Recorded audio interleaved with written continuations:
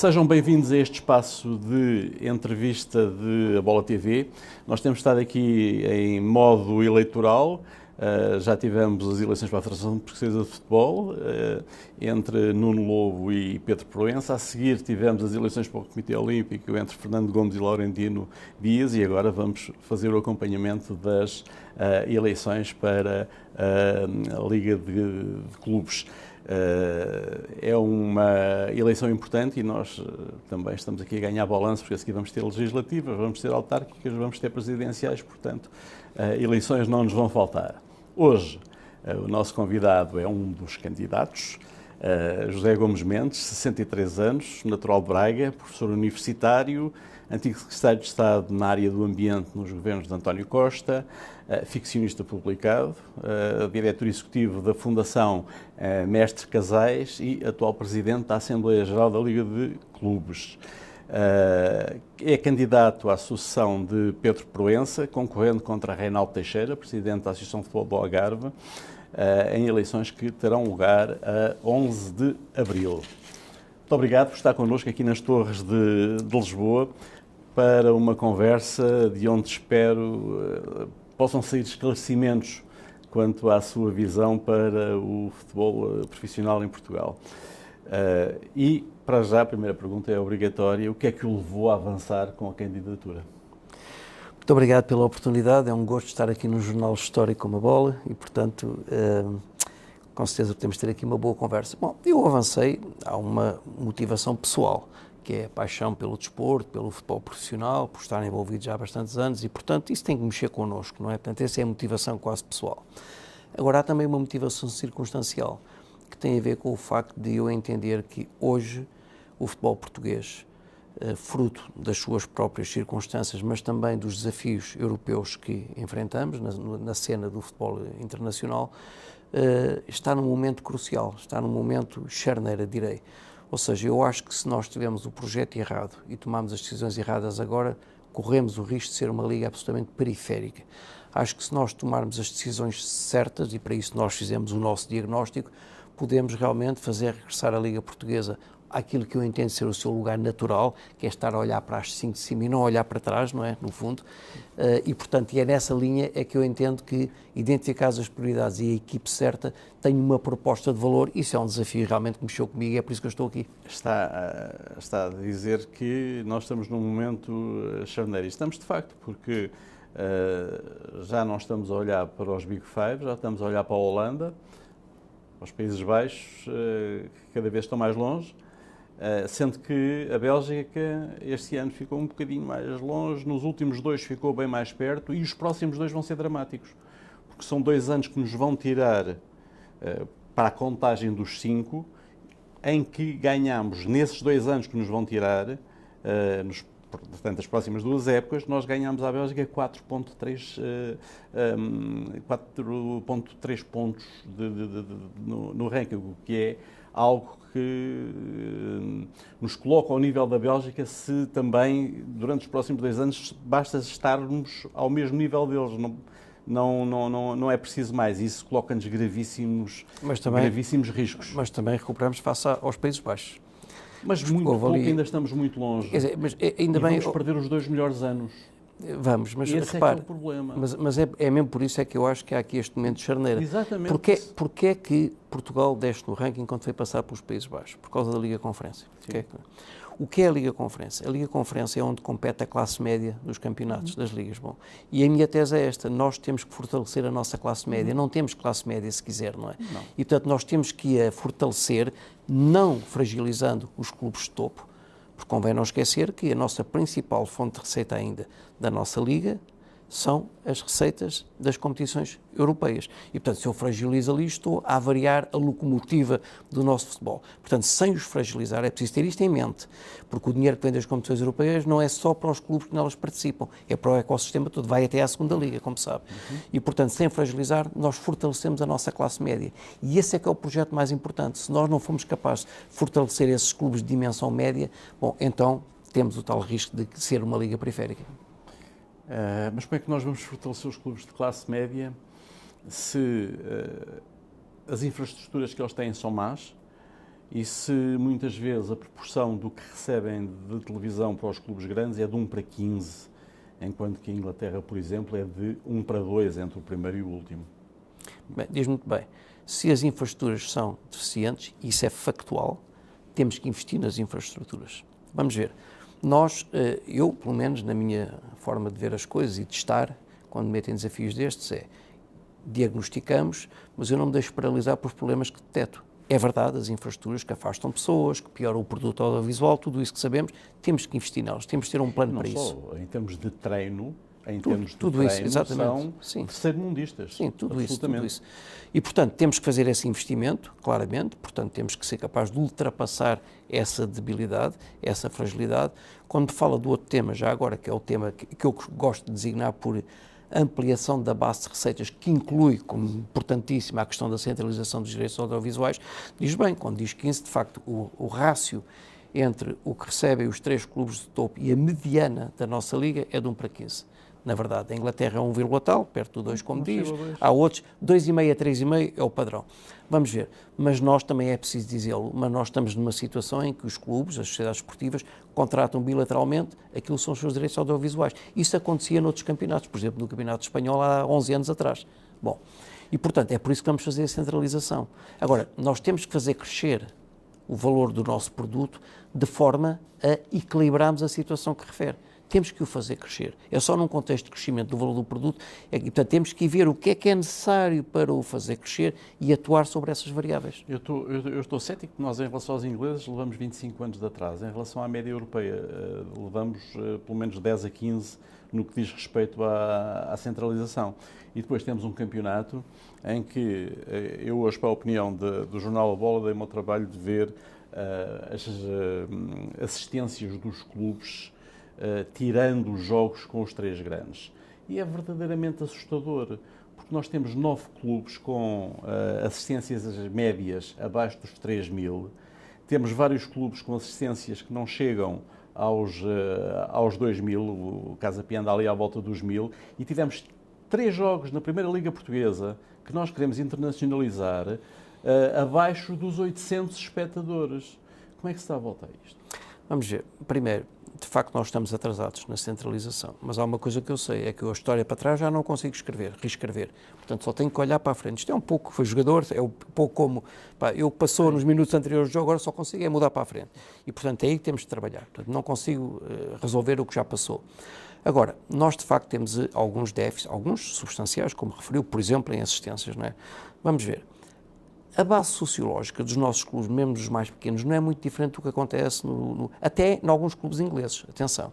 O que acontece é que, de facto, nós temos condições de contexto que não atraem pessoas. O exemplo dos estádios é um exemplo muito claro. Quer dizer, se as pessoas estão ao sol ou estão à chuva, o futebol é um desporto de inverno, claro que não vão ao estádio. Por outro lado, a experiência do adepto e as condições para a valorização audiovisual, de facto, não é boa quando a infraestrutura é má. E, portanto, é justamente esse o meu projeto, é trabalhar sobre essas variáveis. Bom, isto não se muda de hoje para amanhã de manhã, como nós sabemos. Deixa-me dizer-lhe uma coisa, deixa-me perguntar-lhe uma coisa. Em relação a outras realidades, eu não conheço nenhuma parecida sequer com a nossa, em que 3 clubes têm, e eu vou já fazer contas por baixo, 90% dos adeptos de futebol em Portugal. Não vejo isso em nenhuma outra realidade. Nós vamos à Espanha, o Barcelona e o Real Madrid são gigantes, mas em Sevilha são do Betis e do Sevilha, em Saragoça são do Saragoça, em Bilbao são do Bilbao, e a nossa realidade, Guimarães à parte, que tem sido quase uma aldeia gaulesa do Vitória, onde não tem entrado outras influências, Braga começa agora a criar essa dinâmica, mas não era normal nós irmos aos estádios onde jogavam fora o Benfica, o Sporting e o Porto, e maioritariamente termos adeptos desses clubes. Portanto, essa é uma diferença que existe em relação às outras realidades que eu conheço no resto da Europa. É uma diferença, mas é um dado do problema, é o que temos, não é? E, portanto, é sobre este que temos de trabalhar, não é? Quer dizer, eu não posso trabalhar nem desenvolver um plano estratégico para uma realidade ou um campeonato que não tenho. É para aquilo que eu tenho, não é? Portanto, temos de trabalhar sobre isso. Aquilo que eu referi há pouco, nós não temos a tal classe média, de facto é esse problema que está aí, não é? Agora, há variáveis em relação às quais eu não consigo... Chegamos a ter 40 pontos entre o quarto e o quinto, entre o primeiro e o Chegámos a ter, mas hoje... O Vitória subiu um bocadinho, mas não acha que continua nivelado por baixo? É verdade, de facto nós temos alguma dificuldade. Como digo, portanto, eu acho que a nossa participação na Liga Conferência é um barómetro muito importante, porque mostra mesmo como é que nos clubes medianos nós não conseguimos competir com os medianos dos nossos concorrentes. Mas atenção, temos de nos agarrar aos pontos fortes. As nossas pontuações, quer na Champions, quer na Liga Europa, quando comparamos com os Países Baixos e com a Bélgica, são muito superiores.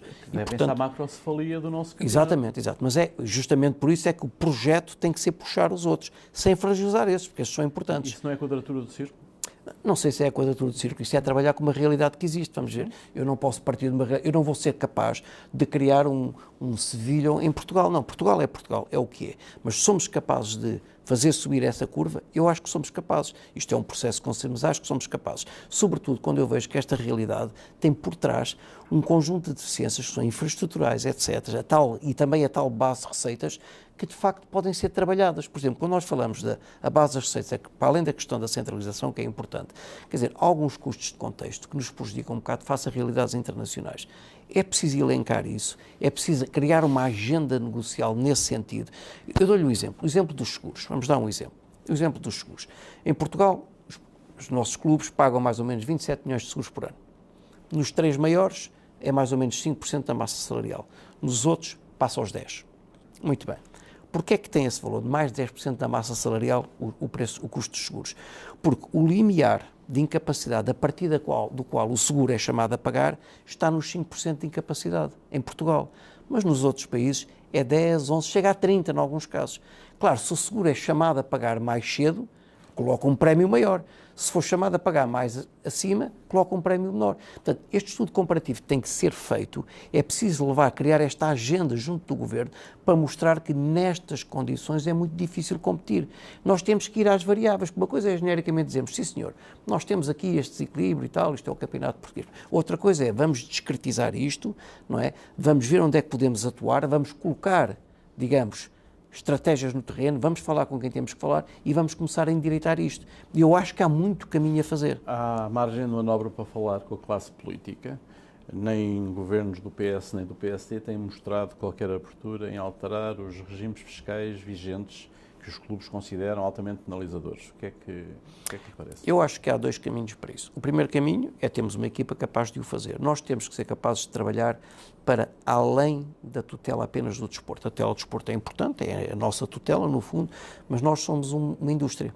Nós somos um setor económico e como agentes económicos nós temos que falar com o Ministério da Economia e com o Ministério das Finanças diretamente e isso não tem sido feito e pode ser feito. Portanto, primeiro ponto, deve ser feito. Bom, eu aí, sem qualquer, enfim, vaidade, mas, quer dizer, chama-me a experiência política que tenho, porque já o fiz e já o fiz com muitos setores. Sabe a dificuldade?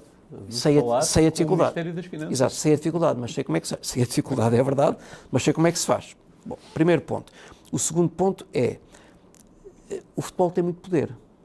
O futebol é uma atividade que é absolutamente transversal, socialmente, é uma atividade inclusiva, etc. O futebol não é uma atividade qualquer. E é preciso saber utilizar esse poder com racionalidade, quer dizer, sem extremismos, mas dizer nós somos uma atividade que mexe com uma parte substancial da população portuguesa. E, portanto, nós não podemos ser ignorados. O nosso caderno reivindicativo está aqui, deve ser trabalhado numa base de razoabilidade, mas não podemos ser ignorados. E alguém tem que dizer isto.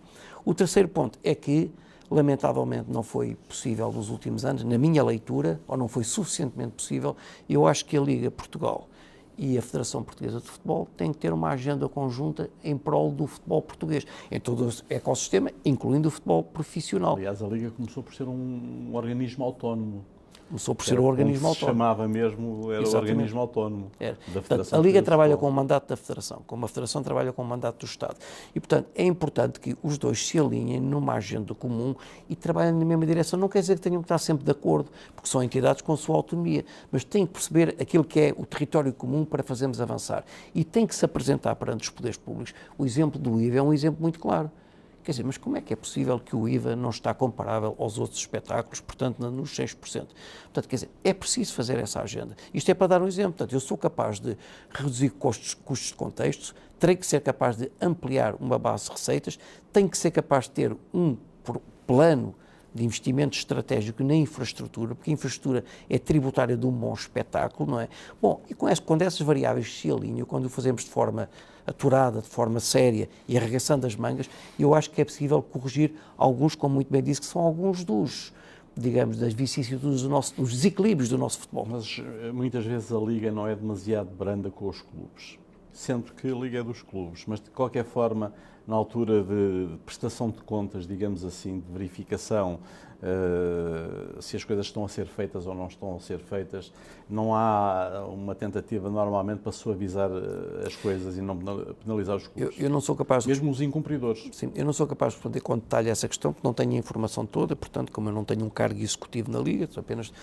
Mas deixe-me dizer-lhe o seguinte, nós desde 2023, mais ou menos, na Europa, fez uma atualização, na Europa, na UEFA, entenda-se, fez uma atualização das regras de compliance e de fair play financeiro e também de licenciamento. Portanto, fez uma atualização. Paulatinamente, a Liga tem transposto para a nossa regulamentação, para os nossos manuais de licenciamento, algumas dessas regras. E tem avançado, em termos europeus está a acabar agora, também com a reforma dos quadros competitivos das competições europeias, está agora, e tem passado para cá. Bom, depois, há a Comissão Independente que aplica essa regulamentação nacional, portanto, aos clubes que têm que licenciar para as competições profissionais. Dir-me-á, se nós tivermos uma regra muito musculada e se a aplicarmos de cutelo num determinado momento, quer dizer, qual é o objetivo? É trazer as sociedades esportivas para cumprir ou é cortá-las? Quer dizer, nós não partimos de uma folha branca, nós temos uma realidade existente. Eu não estou a desenhar um campeonato pela primeira vez. Quando há umas que não cumprem e não são penalizadas, são penalizadas as que cumprem. Eu penso que o conceito de cumprimento completo ou incumprimento completo não deve existir, porque a Liga, com certeza, faz o seu trabalho. O que eu penso que é preciso fazer é trazer, diz bem, portanto, é preciso manter, digamos, a justiça da competição, não é? Mas trazer as sociedades esportivas para este processo, ajudá-las naquilo que é preciso cumprir melhor, não é? Trazê-las, ser inclusive mais do que eliminá-las. Mas diz bem, é preciso manter, digamos, um terreno de jogo plano para as diferentes sociedades. Eu sei que foi há muito tempo, mas acho que é um exemplo que o futebol português precisa de conhecer e precisa de meditar, que é o Campo Maiorense. O Campo Maiorense estava na primeira divisão e tinha tudo em dia, não devia nada a ninguém. Os ordenados eram pagos a tempo e horas, todas as obrigações com a Segurança Social, da ordem fiscal, estava tudo cumprido e deixou de divisão. E os outros que não pagavam ordenados, que tinham a Segurança Social em atraso, que tinham tudo, mantiveram-se. E o comendador disse, ok, então se é para ser assim não ando cá. E fechou a porta. Não, há casos desses, nós conhecemos. Já foi há uns anos, eu sei, conhecemos uns quantos, as coisas mudaram muito, mas vamos ver. Apesar de tudo, ao contrário do que as pessoas pensam, quer do lado da Liga Portuguesa, quer do lado da UEFA, há uma observação muito mais próxima. Ou seja, nós conhecemos casos até entre os grandes de não poderem inscrever jogadores. Acontece também em Portugal, não só também em Portugal, acontece, não é? Grandes e não só. E, portanto, há uma observação, há algum controle, na verdade, dir-me-á, este processo pode e deve ser melhorado, pode sempre ser melhorado, mas a nossa lógica é sempre ajudar os clubes a cumprir, não é eliminar clubes, não é esse o nosso desígnio, não é? Mas acho a questão bem colocada e acho que de facto é um caminho que temos que fazer com muito cuidado. O universo eleitoral nestas eleições é muito reduzido. 34 sociedades desportivas. São 34 sociedades desportivas, as equipas B não contam, dos 36, portanto, qual é a sua sensibilidade em relação ao sucesso da lista que encabeça? Olha, nós fazemos uma atualização frequente, como é evidente, é o nosso trabalho, isto é um prazo muito curto, portanto temos eleições dentro de alguns dias, dentro de 11 dias ou 12 dias, e portanto, da nossa última avaliação, eu estou em crer que nós já temos a maioria dos clubes alinhados com o nosso projeto. Eu vou explicar. Este processo de candidatura, enfim, teve as suas vicissitudes e, portanto, até determinada altura havia praticamente um candidato único que estava no terreno durante meses.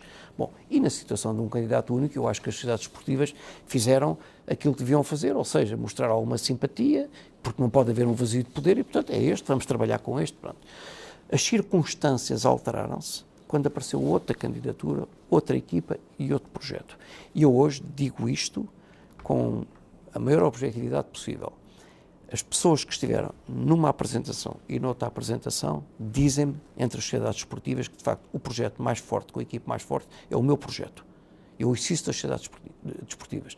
Bom, as sociedades desportivas, naturalmente, que, uma vez que isto tem o histórico que tem, não vão andar aí com bandeiras, até porque isto é uma eleição muito fechada, são 34, não vão andar com bandeiras, é isto, é aquilo, é aquilo. Fazem a sua avaliação.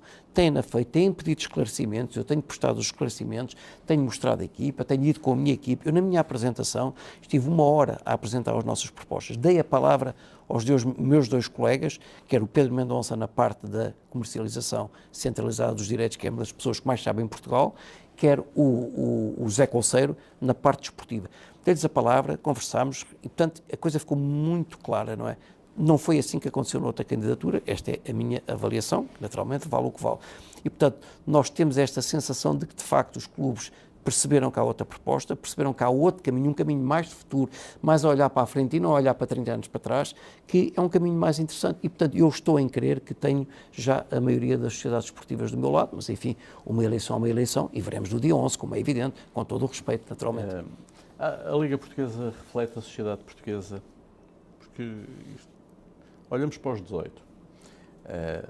11 estão junto ao mar, 6 estão a menos de 30 km do mar. E o que está mais longe do mar, a Arouca, está a cerca de 50 km. Este é Portugal? Bem, Portugal, eu como sei que é sabe, especialista na matéria. Sim, Portugal, como sabe, tem o seu arranjo territorial, por um lado. Por outro lado, o futebol é quase uma emanação das pessoas, do povo, não é? É por isso que ele é tão transversal, é por isso que nós vamos a um estádio e vemos o CEO de uma empresa e o senhor que é pintor a abraçarem-se quando há um golo e, não é? E a trocarem mimos, faz parte da emoção, sabe, conhece muito bem isso, até porque esteve lá dentro. E, portanto, eu acho muito natural que, até mesmo do ponto de vista da força económica, acho muito natural que, de alguma forma, a distribuição geográfica dos clubes mimetiza aquilo que é a distribuição da população e a distribuição da economia. E, de facto, acontece substancialmente e, quer dizer, não vejo um problema nisso. Eu podia discutir, que acho, se me pergunta se acho que o país devia ser mais equilibrado territorialmente, acho. Mas o nosso tema aqui não é este. O nosso tema aqui são estas as sociedades esportivas com que vamos trabalhar. Concorda com o presente quadro competitivo? 18 clubes, 34 jornadas. Essa questão, que é muito bem colocada, e esse tema é um tema sensível neste sentido. Eu acho que nós não podemos ter ideias pré-definidas. Ou seja, as pessoas perguntam sempre, vai reduzir o número de clubes? Bem, eu não reduzo, porque eu não reduzo nada. Os clubes é que decidem, não é? O que eu digo é, o meu ponto de partida não é reduzir o número de clubes, nem é o meu ponto de chegada. Não é esse o pensamento. Eu acho que há muita coisa que pode ser feita até chegar a esse ponto. Não obstante, se houver, e teria que ser sempre neste contexto, digamos, consenso alargado dos clubes de fazer uma alteração nesse sentido, não sou eu que me oponho a um consenso, mas é preciso dizer que há muito... Nós o que é que pretendemos? Nós pretendemos, as pessoas dizem, mas há clubes, como disse há pouco, têm 1000 pessoas a ver o jogo, ou 2000. Jogos com menos de 800 espectadores. Pois, mas é preciso perceber que se eu cortar esse clube, esses 800 ou esses 1000 não vão para outro clube. Quer dizer, isto aqui não é uma coisa de soma nula. Não é? E, portanto, não é claro para mim que a solução de reduzir o número de clubes seja a solução milagrosa para tudo. Como digo, portanto, há muito por onde trabalhar, criar mais jogos mais interessantes. Mas reduzindo o número de clubes e o modelo, não iríamos ter um campeonato mais forte e não iríamos fortalecer a classe média e não iríamos ter o efeito que se está a ter na Bélgica, a alteração que eles fizeram, que estavam muito longe e agora já estão mais perto. Não é claro para mim, mas não é mesmo. Desde logo vamos ver. Eu sei que um candidato dizer que vai reduzir... Não, mas eu digo isto com convicção. É um harakiri. Claro, evidentemente, mas eu digo isto com convicção mesmo, porque eu digo que não é um ponto de partida. Vamos ver. É nosso objetivo reduzir o número de jogos, então nós queremos vender os direitos audiovisuais, vender o nosso campeonato nacional e internacionalmente e vamos reduzir o número de jogos. Ponto número 1. Ponto número 2. Se eu reduzir o número de equipes? Não. É assim, um campeonato com 12 equipas e que tenha play-off 6-6, em vez de ter 34 jornadas, tem 32. Pronto, que hoje em dia até seria muito bem-vindo. Mas também pode ser com 18 ou com 16. Mas então estamos a falar do formato. É que as pessoas confundem o formato com o quadro. Eu acho que isto é tudo passível de discussão. Tem que haver um entendimento alargado. Portanto, são os clubes que iam decidir isso. Como digo, eu não levo esta proposta à partida. Acho que há muitas... Não têm essa experiência e têm essa experiência seguramente, porque conhece a Liga melhor que eu. Cada clube, infelizmente, não continua só, os grandes e os pequenos, só a olhar para o seu umbigo e para o seu interesse Mas repare numa próprio. coisa, mas a Liga é dos clubes. Quer dizer, eu também não posso partir do princípio que os clubes têm um pensamento com o qual eu possa concordar ou discordar, e não estou a dizer que discordo todo, e chegar lá, não, mas agora veio aqui o inteligente que é Presidente da Liga e isto vai ser assim porque vocês não sabem o que querem. Eu acho que isto não funciona assim de todo. Quer dizer, temos de ter esta humildade, não é? Portanto, tem que haver consensos alargados. E eu acho que a nossa obrigação é disponibilizar informação, comparações, cenários, para depois podermos decidir melhor. E nisso eu estou a jogo para fazer isso. Mas, como digo, nós não temos necessariamente que reduzir o número de jogos, porque eu acho que isso vende menos. Isso é um primeiro ponto, não é? Quer dizer, vende menos, são menos jogos, vende menos. O segundo ponto é, queremos ter jogos mais interessantes, mais competitivos. Claro, queremos ter jogos mais interessantes, mais competitivos. O que eu quero dizer é que há várias opções a explorar até chegarmos a esse patamar de podermos ter que reduzir o número de clubes. E eu gostava de as explorar todos e gostava de fazer isso juntamente com os clubes. Porque repare numa coisa, os clubes têm custos fixos, nomeadamente os salários dos jogadores, que pagam durante o ano todo, não é? E, portanto, nós não podemos ter a questão do excesso de competição. O excesso de competição é um mito, não é assim para todos os clubes. Nós temos clubes a fazer 40 e poucos jogos por ano e temos alguns a fazer 60 ou até mais, não é? E já portanto, foi pior. E já foi pior. No princípio do milénio era pior em termos de número de jogos oficiais que os clubes faziam. Exatamente. E, portanto, nós temos que perceber que se eu tenho que pagar salários e tenho custos fixos no meu clube durante o ano todo, eu tenho que os ter a competir, eu tenho que jogar, porque isso é que é monetizável, isso é que traz receitas. E, portanto, eu acho que é muito simplista dizer assim, a gente reduz, temos uns jogos melhores e mais vendáveis. Não é de todo claro para mim. Embora, eu acho que a pergunta é pertinente, agora eu acho que é preciso explorar várias variantes até chegarmos ao ponto de dizer assim, temos a informação toda e qual é o formato mais adequado. Dizê-lo à partida, ir com esta ideia de que o meu objetivo é este, é reduzir ou aumentar, não acho que seja muito racional neste momento. O que a experiência tem dito é que os clubes não conhecem a palavra reduzir, só conhecem a palavra aumentar. Nesse aspecto. Já houve uma redução no passado. Já houve uma redução no passado. E não têm a noção e não dão prioridade à indústria do futebol. Esse tem sido um problema para nós relativamente aos outros. Em relação a... Mas só dizer que eu sou mais otimista quanto a isso. Eu acho que os clubes tendem a defender os seus próprios interesses, o que é natural. Sou mais otimista. Acho que já foi assim no passado. Eu noto agora, sabe que esta minha posição de presidir à mesa da Assembleia Geral é uma posição privilegiada para eu observar o pensamento dos clubes, o seu posicionamento, etc. Eu dou-lhe um exemplo. Portanto, eu não sou tão pessimista, nem pouco mais ou menos, dou-lhe um exemplo.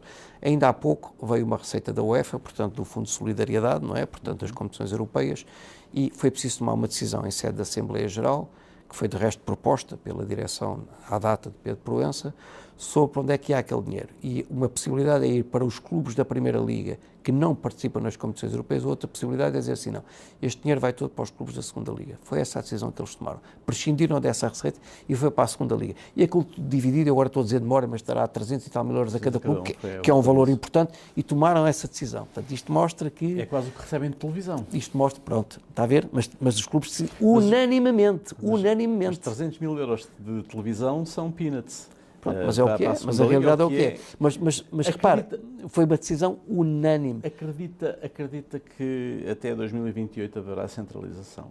Sendo que há clubes que já disseram publicamente que não aceitam nenhum formato em que recebam menos €1 do que recebem agora. Uma coisa é haver centralização, outra coisa é qual é o modelo.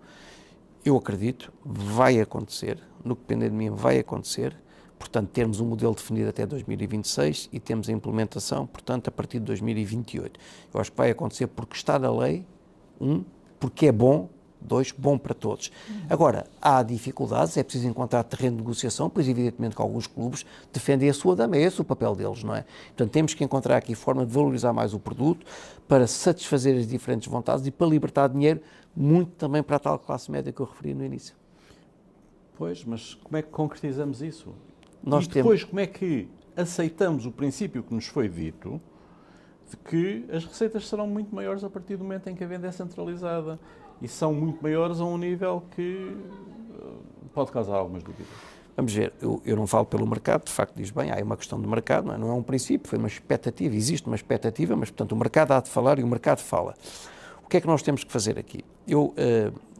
gosto de olhar para os outros processos internacionais que passaram por isto todos. Portanto, isto, o drama não é só nosso. Espanha passou por isto. Os clubes maiores também não queriam. E o Real Decreto 5 de 2015 foi aquele que estabeleceu, até já tinha lá a chave de distribuição, que estabeleceu e, portanto, os diferentes clubes vieram ao jogo.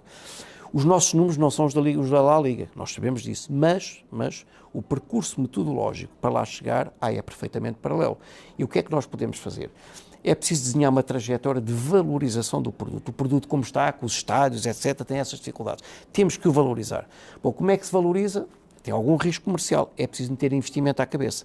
Então, para tomar esse risco, nós temos de trazer um parceiro estratégico. Se tivermos um parceiro estratégico, a Espanha fez isso, a Média Pro é o parceiro estratégico, colocou dinheiro à partida para investir no produto. E esse dinheiro é o que permite libertar já dinheiro para os tais clubes, para os outros, não os que ganham mais, ou não só os que ganham mais, melhor dizendo.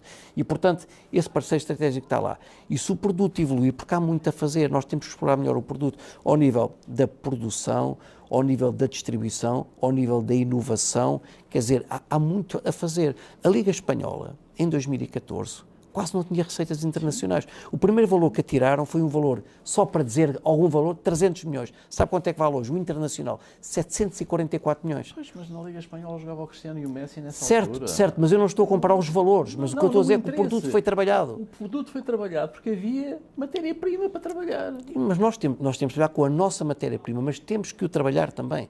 Nós também temos o nosso valor. Quer dizer, o futebol português não é um futebol qualquer. Em Itália e em França, as dificuldades que tem havido em relação aos patrocinadores e à eventualidade de redução de receitas. A tendência europeia tem sido alguma desaceleração dos direitos, mas tem sido uma aceleração das receitas comerciais. Portanto, há aqui vasos comunicantes, não é? Há vasos comunicantes. Por exemplo, as nossas receitas comerciais... Eu não quero fazer o papel de advogado do Não, mas está a dizer muito bem. Tenho muitas dúvidas. Não, é verdade. Pessoalmente tenho muitas dúvidas em relação a este processo. Mas quer dizer, vamos ver, nós temos que ir à luta, quer dizer, vamos lá ver. Partir do princípio, isto é um princípio de economia, de que o valor agregado de um campeonato comercializado de forma agregada é um valor inferior à negociação bilateral. Bom, isto viola os princípios da economia. Agora, dir-me, está bem, mas as coisas não acontecem assim. Nós temos que valorizar mais o produto, temos que o fazer, temos que trazer um parceiro estratégico, temos que o trazer, que valorize, ou seja, que coloque, que faça streaming, que crie conteúdos non-live, quer dizer, tudo isso está muito pouco explorado em Portugal. Por exemplo, em Espanha foi fortemente explorado. E, portanto, nós temos que seguir esse caminho também. Mas, como digo, os nossos números não são os deles, mas não precisam ser os deles. Não precisam ser. Têm é que crescer. E há caminho para o fazer. Mas a mentalidade também não é a mesma em relação aos clubes grandes, porque os clubes grandes em Espanha acabaram por fazer cedências e os clubes da classe média subiram imenso. E estou-me a lembrar do Betis, do Sevilha, do próprio Atlético de Madrid, que teve um aumento exponencial que o atirou para o topo das competições europeias e para ter competições europeias. E eu não vejo nos nossos clubes a mesma mentalidade e a mesma abertura. Mas lá também não tinham. Lá também não tinha, até acontecer, pois. Portanto, é inspirador para nós. Temos que ir à luta, as coisas não são garantidas, mas é inspirador. Lá também não tinham. A Cunha sabe bem que não tinha lá também não queriam, não é? O Barcelona e o Real Madrid não queriam. E depois, quando aconteceu, realmente foi muito inspirador. E registro o facto de já usar a expressão de classe média dos clubes em Espanha. Nós também vamos ter classe média. Não, o problema da classe média foi que nós tivemos 3 anos sem ir à Liga Conferência, foi altamente penalizador, e não fomos à Liga Conferência. É verdade. Por acaso, não fomos à Liga Conferência porque não tínhamos, de facto, equipas para irem à Liga capazes Conferência. De se apurar. A Vitória este ano tem sido um abono de família tremendo para nós.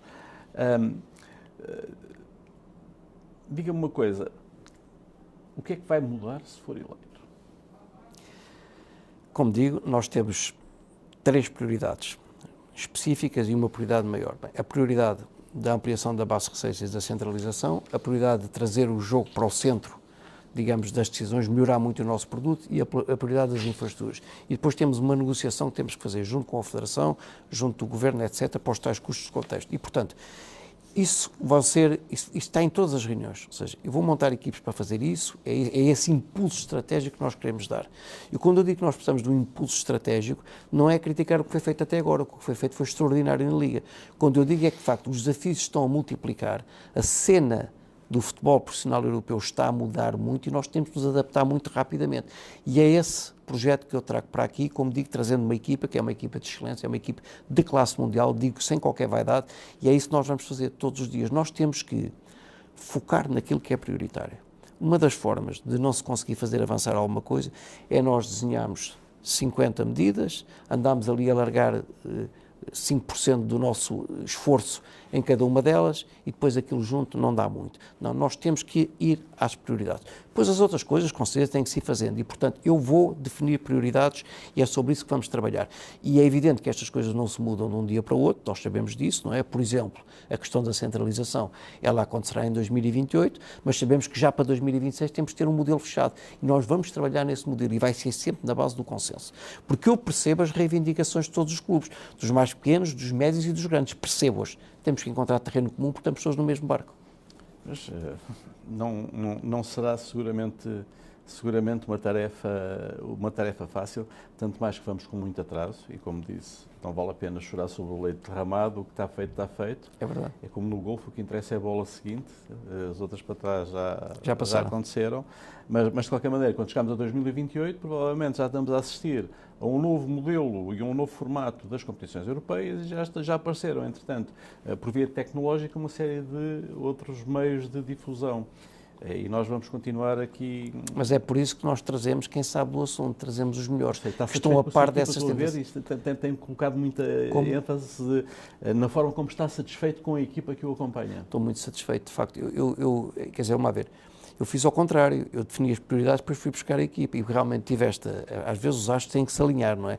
Mas, por exemplo, no caso dos direitos, nós vamos trazer uma pessoa que é senior partner da McKinsey há 30 anos, que abriu esta dimensão na McKinsey, com experiência internacional, e que vai sair da McKinsey agora. Portanto, já fez o seu ciclo dos 30 anos, vai sair. Bom, e é uma oportunidade, e que está disponível e quer vir para aqui, é uma oportunidade. No caso desportivo, enfim, conhece bem o currículo de José Concerto, desde logo foi 7 anos diretor técnico nacional, foi vice-presidente da Federação, e mais ainda... Conhece as ideias dele. Conhece as ideias dele, inclusivamente. Não tem em relação aos quadros competitivos, porque o José Concerto mudou os quadros competitivos na Federação Portuguesa de Futebol, e mudou para melhor, para muito melhor. Nós queremos mudar para melhor. E mudou através da redução. Vamos ver, há casos e casos.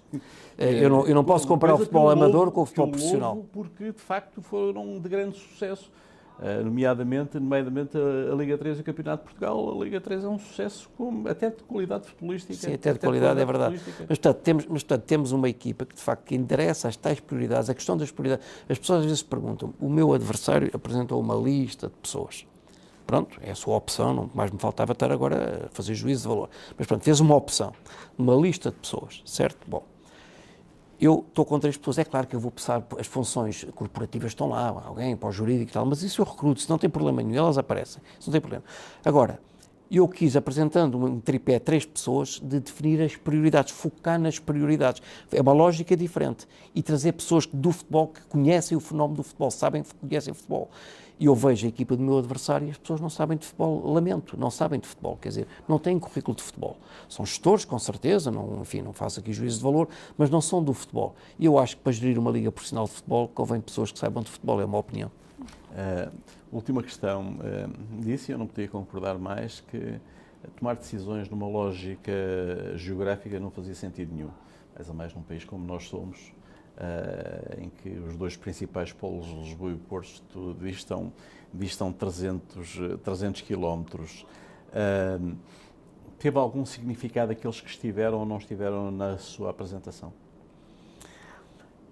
Eu, assim, de memória, tiveram sociedades esportivas do país todo. Olha, lembro do Torriense, que é aqui ao pé, sim, por exemplo, não é? Não, tiveram do Norte também, com certeza. Há mais clubes no Norte do que no Sul, penso eu, assim, em média. Há mais votos no Norte do que no Sul, mas também é verdade. Provavelmente, mas quer dizer, mas este Norte-Sul é assim. Eu costumo dizer, nós temos na Primeira Liga um clube, ainda bem, do Algarve, portanto a sul de Lisboa. Nota-se muito porque não há Leiria nem Coimbra. Pois, nem quer dizer, parece, não é? Mas quer dizer, depois... ali a meio, onde normalmente havia historicamente clubes, sejam sim, alguma continuidade, não é? Havia alguma continuidade, agora não, agora acaba ali. E portanto, quer dizer, vamos lá ver, nós estamos... em Aroca. Exato, quer dizer, nós estamos em 300 km, quer dizer, eu acho tão inútil a conversa Norte-Sul, mas como lhe digo, enfim... Mas essa inutilidade também se deve hoje em dia ao facto de haver uma mudança geracional nos dirigentes, que são menos atreitos à lógica Norte-Sul? Provavelmente. Sabe que as sociedades esportivas hoje são geridas por critérios, digamos, não só financeiros, mas critérios de gestão, para colocar critérios de gestão. E hoje a interlocução com os presidentes das sociedades desportivas e com os boards, é uma interlocução completamente diferente. E as pessoas percebem que estes estados de alma do Norte e do Sul são coisas que não fazem sentido, que só prejudicam o futebol. Quer dizer, há uma coisa que eu sei, no dia a seguir à eleição, estamos todos juntos. Somos futebol profissional português, queremos todos crescer juntos, estamos todos juntos. Não há divisões, nem em relação ao meu adversário, nem nada disso. Era o que mais faltava. Era o que mais faltava. Eu acho é que hoje é muito positivo, temos dois projetos diferentes. Acho que é positivo. Há quem ache que é divisionismo, mas divisionismo porquê? Dois projetos. Se tivéssemos 50 era uma coisa um bocado estranha, não é? Assim um bocado espartilhada. Mas não, temos duas ideias, duas visões, e portanto as sociedades esportivas, como digo, se gerem hoje por critérios de gestão, vão analisar as equipas, vão analisar os projetos, vão analisar as prioridades, e vão tomar a sua decisão. E é só isso que eu desejo, é esse desafio que eu lanço, digamos, às sociedades desportivas, não é outro. Tudo o resto, eu acho que falar de Norte-Sul, de marcação, acho que é desviar a atenção das coisas importantes e é tudo aquilo que nós não precisamos hoje em dia. Muito obrigado, foi um prazer. Obrigado. Ficámos elucidados, as maiores felicidades. Nós voltaremos com este tema em próximas entrevistas. Tenham uma boa tarde.